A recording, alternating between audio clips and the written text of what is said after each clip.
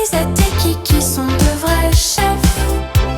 Allez, venez les écouter, vous saurez les imiter. Laissez-vous emporter dans leurs aventures culinaires.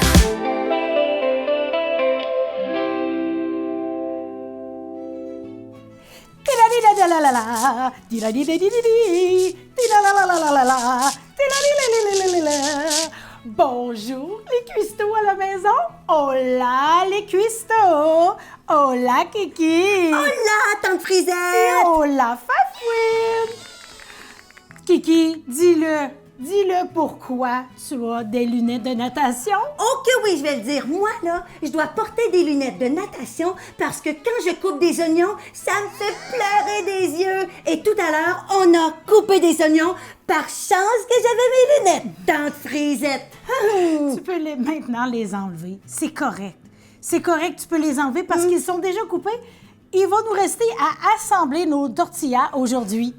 C'est vrai, ça va mieux. Parfait. Nous allons regarder les ingrédients ensemble qu'on pourrait mettre dans les tortillas. Aujourd'hui, on va en faire 3. 3, c'est pas des recettes, c'est de l'assemblage. On va faire un gâteau de tortillas. Un gâteau, c'est drôle. Nous allons faire des tortillas avec ce qu'on veut. Oh, ça, j'aime ça. C'est nous qui décidons. Il y en aura un à la pâte, la farine blanche et il y en aura un à la farine brune, la farine de blé. D'accord. Et ceux-là, qu'est-ce que c'est? Les tortillas de maïs. D'accord. Puis on peut mettre ce qu'on veut à l'intérieur. Moi, je trouve Certainement. ça le fun. Tante Frisette?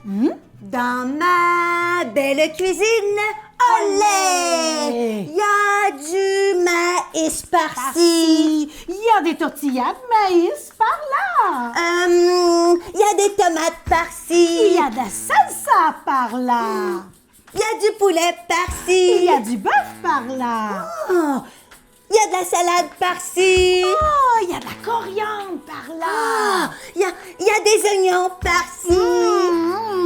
Il y a de la ciboulette par là. Ah, il y a du fromage par-ci. Il y a de la mozzarella par là qui est du fromage aussi. Il y a des olives par-ci. Il y a du concombre par là.